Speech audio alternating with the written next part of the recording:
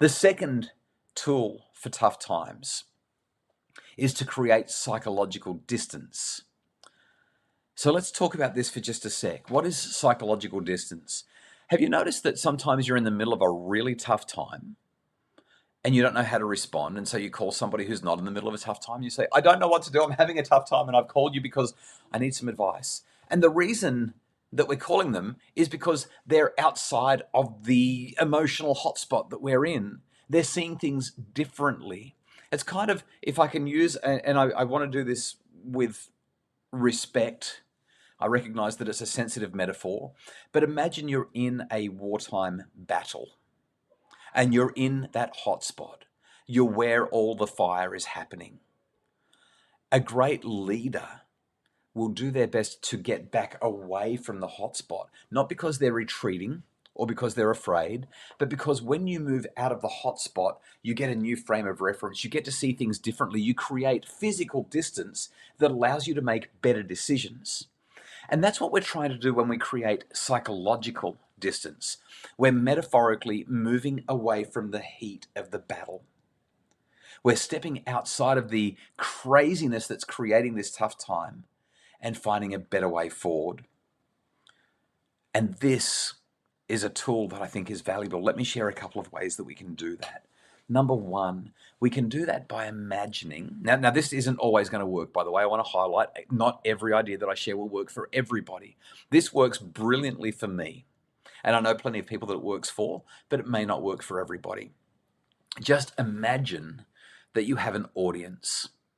See, I have this national profile, maybe even arguably global, depending on the time of what's happening. But I've got this Australia-wide, at least, profile where when I go to the shopping centre or when I go to the park or to the beach, invariably somebody will say, "Are you Justin?"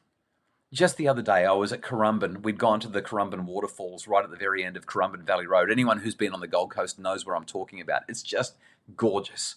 And as we were about to leave the waterfalls, we were getting in the car at the end of the day, a lady walked over to me and said, "You're Justin Coulson." And I said, "I am." And she said, "I watched the Bringing Up Boys Summit. That was amazing. I've got my son with me. We've just had a great time together. And thanks so much for that summit." That happens to me pretty regularly now. And the reason that this is such a useful strategy for me to create psychological distance is I just have to imagine that I've got an audience, and that reminds me to be a really awesome parent because I'm supposed to be this parenting expert that gets it right all the time. I don't. I'm terrible sometimes. I absolutely blow it. But when I remember that I've got an audience, it creates that distance between me and what's going on. It helps me to just calm down, breathe, consider a different way of doing things because somebody might be watching. Does that make sense? I'm not going to get cranky at my kids in an airport because somebody might be watching that recognizes me.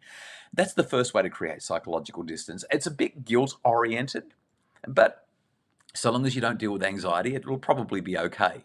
A second way, and this is something else that I've used a lot, and the empirical evidence is really strong on this, is you imagine that you're somebody else. It's called the Batman effect. By imagining that you're somebody else who's really good at dealing with what you're trying to deal with right now, what happens is that you suddenly get better at it. So who is your parenting mentor? I feel a little bit embarrassed saying this, but I'll say it anyway. There are regularly experiences that I have where people say that that's me. I'm that for them. But there are people who I have as my parenting mentors. There are people I know.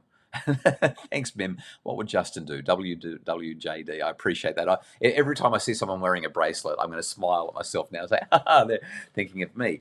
No, I'm not. I don't have a God complex, but thanks, Mim. But the idea here is, so Wally Goddard is just a wonderful mentor of mine. And when I'm struggling, I just pause and think, what would Wally do? Literally, how would I navigate this if I was him? Or how would he deal with this?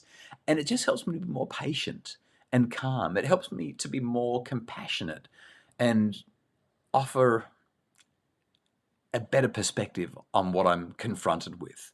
It creates psychological distance.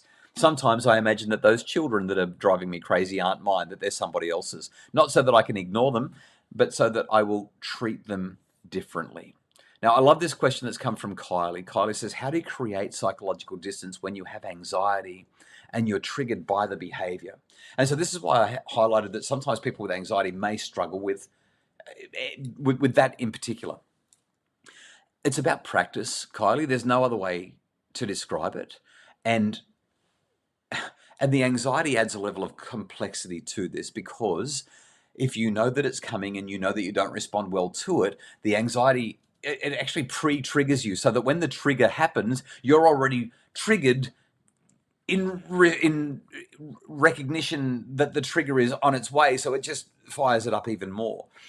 The third option for creating psychological distance that I want to share tonight, and there are many, many others, but the third one that I think is worth sharing in this webinar is this idea that we're going to create what we call temporal distance. In other words, we're going to do this mental time travel.